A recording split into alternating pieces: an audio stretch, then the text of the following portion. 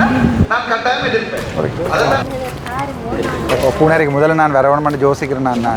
நான் அந்த பிரஜாசக்திக்கு வந்து அனுமதி கொடுக்க மாட்டேன்னு சொல்லி எதிர்ப்பு தெரிவிக்கக்கூடிய முக்கியமான ஹாஸ்பிட்டல் இருக்குது. அந்த வைத்தியசாலையில் மில்லியன் ஆம்புலன்ஸ் இல்லை, மற்றது எம்ஓ சொல்கிறார் கல்வியா கல்விக்கோட்டத்திலிருந்து அவர் எழுப்பி சொல்கிறார். அதோட எங்களோட டிஎஸ் தொடர்பாக ஒரு முக்கியமான விஷயம் என்ன சொல்லணும்னா நல்ல விடயத்தை பண்ண தொடர்பான விடயங்களில் தீர்மானம் பூனேரியை பிரதிநிதித்துவப்படுத்துகிற ஒரு பாராளுமன்ற உறுப்பினர். ஆனால் எதிர்காலத்தில் உங்களுடைய பங்களிப்பு பூனேரிக்க வேணும் என்று யாராவது மினிஸ்டர் பாராளுமன்ற உறுப்பினராக வந்தால் அவர்களுக்கு சப்போர்ட் பண்ணி பிரதேச சபை தவிசாளர் வந்து என்னை பொறுத்த வரைக்கும் ஒரு வளர்ந்த கட்சி வீட்டுக்கு உள்ள ஆளார். வீட்டில் ஆட்டை கட்டி வச்சாலும் ஜனம் ஆட்டுக்கு தான் ஓட்ட போடும், வீட்டுக்கு தான் ஓட்ட போடும். பொதுமக்களுக்கு விளங்கி இருக்கும். ஆனால் எங்கட சனத்தை சிந்திக்கணும் மட்டும் நான் யோசிக்கிறது முட்டாள்தனம். இருந்தாலும் என்னாலும் இது பூனேரிக்கு என்னால் செய்ய முடிஞ்சு சொல்ல நான் இன்றைக்கும் கேட்டேன். இளங்கோமல்கிட்ட 57 மில்லியன் பிரயாசக்தி என்ற கொண்டு வந்திருக்கிறோம். இதன் மூலம் அபிவிருத்தி நடக்குமா இல்லை வீட்டில் நோக்கம் என்னவாக இருக்குன்னு நினைக்கிறேன். இதில் வந்து என்ன பொறுத்த வரைக்கும் ஒரு பெரிய நான் எதிர்க்கிறேன். அது முற்றுமுழுதாக பிள்ளை சொன்னால் நேற்று டிசிசி மீட்டிங்கில் நாங்கள் சமூக வலைத்தளம் கூட பார்க்குறோம். அது உங்களுக்கு கருத்து வெளிப்படுத்த விடாமல் அந்த மைக் ஓப் பண்ணப்பட்டதாக நாங்கள் பார்க்குறோம். இது உங்கள் மீது இருக்கிற பயமா அல்லது வேறு என்னவாக இருக்கு? இல்லை, நான் நினைக்கிறேன் ஒரு நெடுங்குளம் பொறுப்பவான் அதுதான் சுனாமியும் பள்ளிக்கூடம் நினைக்கிறோம். அரசாங்கம் தானே அதனால் நாங்கள் நினைக்கிறேன்டா பவரில் இருக்கல நாங்கள் நினைக்கிற வரைக்கும் ஆடலாம். சனமதபடி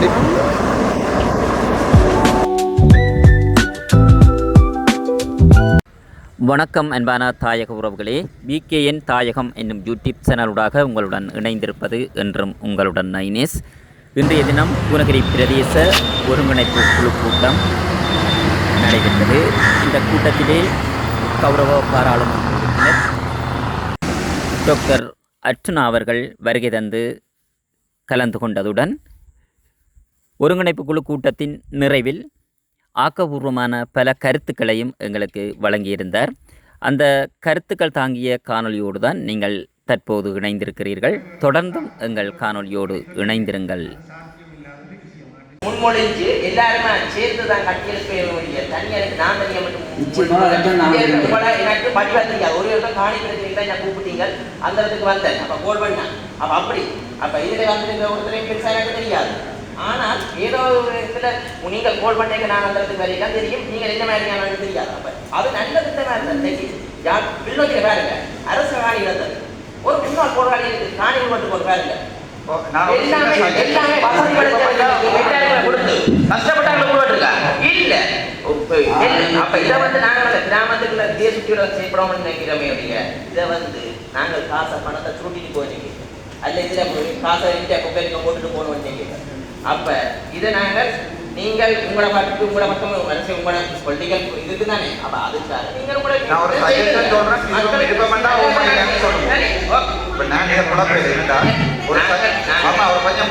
தண்ணியோட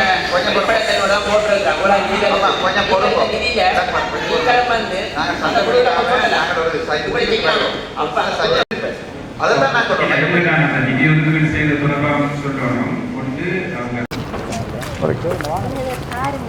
டாக்டர் இந்தியா டிசிசி மீட்டிங் சம்பந்தமாக உங்களுடைய கருத்து என்ன? முதல் முறையாக இங்கே வந்திருக்கிறீங்க. பூனேரிக்கு முதல்ல நான் வரவணும்னு யோசிக்கிறேன். நான் என்றால் டிசிசி மீட்டிங் வந்து நான் சந்தோஷம். கனவிடயம் கதைக்கப்பட்டது, முக்கியமாக கதைக்கப்பட்டது இந்த பிரஜாசக்தி.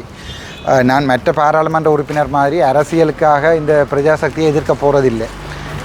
ஏனென்றால் இப்போ கிளிநொச்சி இது பூனேரியை பொறுத்த வரைக்கும் 57 மில்லியன் 570 லட்சம் ரூபா காசை ஒதுக்கி இருக்கணும்.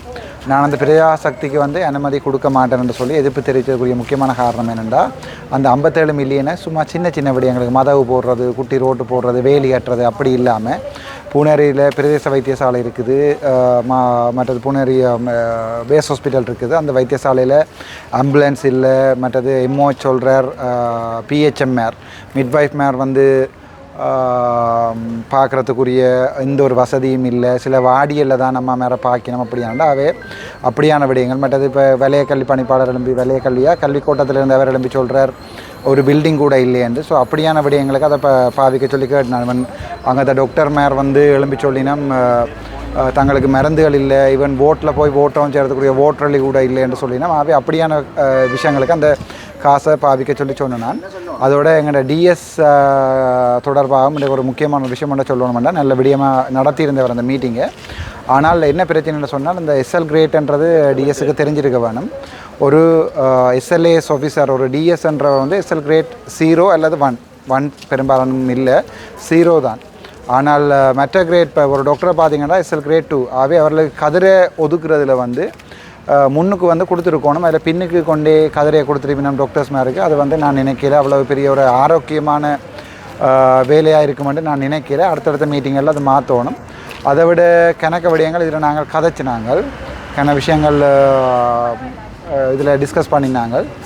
இதில் பிரயோசனமாக கதைச்சது சின்ன சின்ன விடயங்கள் வரைக்கும் தீர்வுகள், இந்த நெக்டா நாரா பிரச்சனை, கடலிட்ட பண்ண தொடர்பான விடயங்களில் தீர்மானங்களில் சில நல்ல விடயங்கள் கதைச்சிருக்கிறோம். அதை விட இதால் பிரயோசனமானு கேட்டால் இல்லை. ஆனால் பொதுமக்களுடைய இது என்னென்றால் பூனேரி மாதிரியான சின்ன சின்ன இடங்களுக்கு டாக்டர் வாரையில் டிசிசி மீட்டிங்களுக்கு சொல்லி அப்படி குறைபாடுகள் இருக்கிறபடியாக நான் கட்டாயம் வந்திருக்கேன்.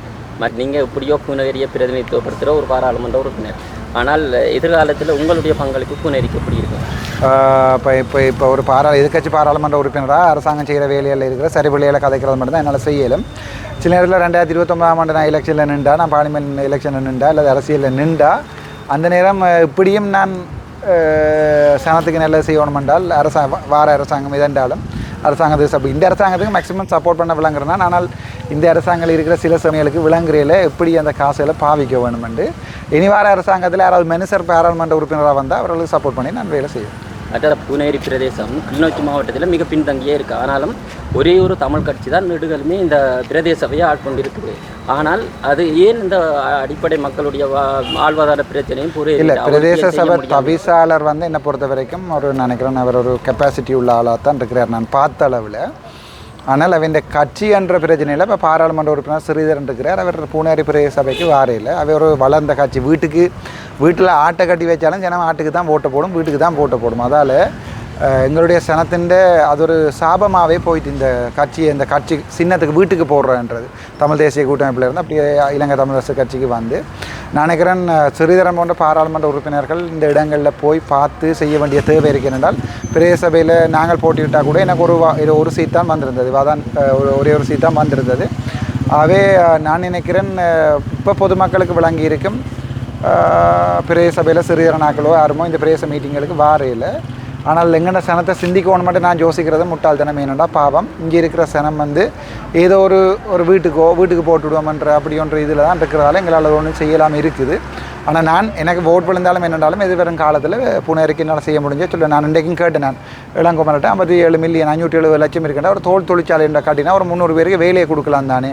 ஒரு கரும்பு தோட்டம் ஒன்றை நீங்கள் டெவலப் பண்ணீங்கன்றால் அதில் ஒரு 100 பேருக்கு 100 வேலையை கொடுக்கலாம் தானே என்று கேட்டேன் நான். ஆனால் அப்படி சிந்திக்கிற நிலைமையில் எப்படியாவது ஓட்டு எடுத்துலாம் ஒவ்வொரு ஒழுங்கியல் வழியை போய் நின்று ஒழுங்கியலை போட்டு கொண்டு இருக்கிறதால ஓட்டு எடுக்கலாம்னு தான் நினைக்கிறேன். நான் நினைக்கல இப்படி செய்த சகல அரசாங்கமும் கவண்டு தான் இருக்குது. அவை இந்த அரசாங்கம் என்ன நடக்க போன்னு எனக்கு தெரியலை.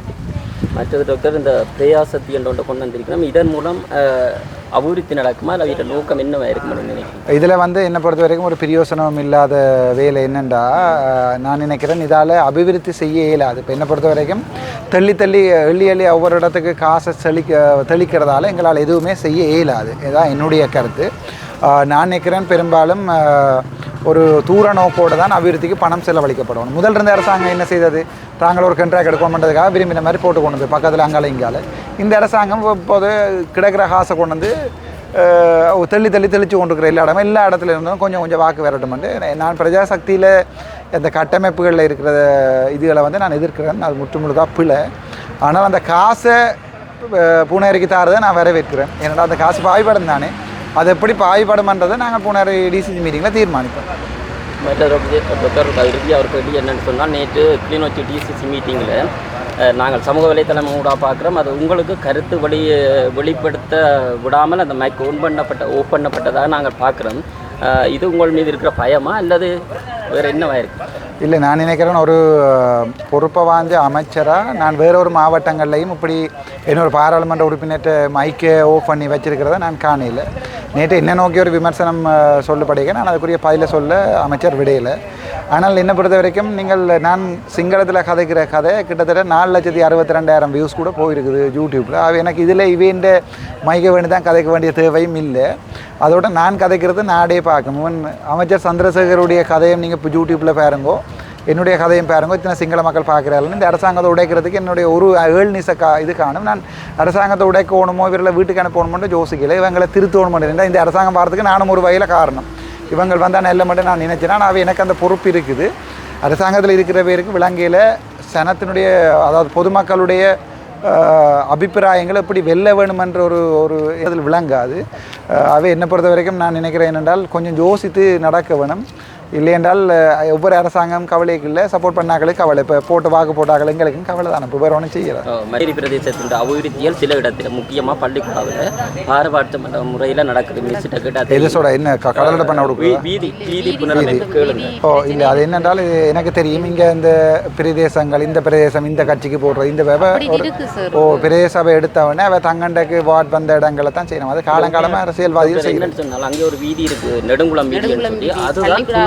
பள்ளிக்கூடம் நினைக்கிற ஒரு வீதி அதால தான் பிள்ளையார் பள்ளிக்கூடம் போகிறது எல்லாம் செய்கிறது ஆனால் அந்த வீதி சனம் பிரதேச சபைக்கு கணக்காக கடிதம் கொடுத்துருக்கு சொல்லியிருக்கு பக்கத்து வீதியை வெட்டினோம் அதை விட்டுட்டு தான் போகணும் இப்போவும் அதை இல்லை பாடுதான் அதற்காக போகணும் அடுத்த முறை பிரஜாசக்தியில் அதை முன்னுக்கு போட சொல்லி கேட்போம் என்னடா இவதானே சொல்லி நம்ம ஏழை எளிய மக்களுக்கு வந்து நிலை செய்யணுமெண்டு ஸோ அது இன்னொரு பள்ளிக்கூடா வீதியா அது இணைக்கிற வீதி நெடுங்குளம் வீதியா சரி அந்த அடுத்த முறை பிரதேச இங்கே பூனேரி மீட்டிங் நடக்க அதை நாங்கள் முன்னுக்கு போட்டு செய்ய சொல்கிற மாதிரி கேட்போம் நாங்கள் அரசாங்கம் தானே இப்போ எல்லாரும் நாங்கள் நினைக்கிறேன்டா பவரில் இருக்கைகளில் நாங்கள் நினைக்கிற வரைக்கும் ஆடலாமண்டு சனம் அதை வடிவா உத்துப்பாக்கும்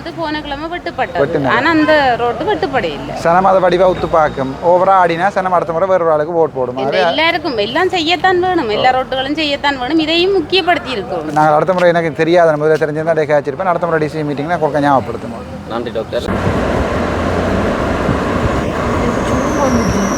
நான் கதைக்கிறது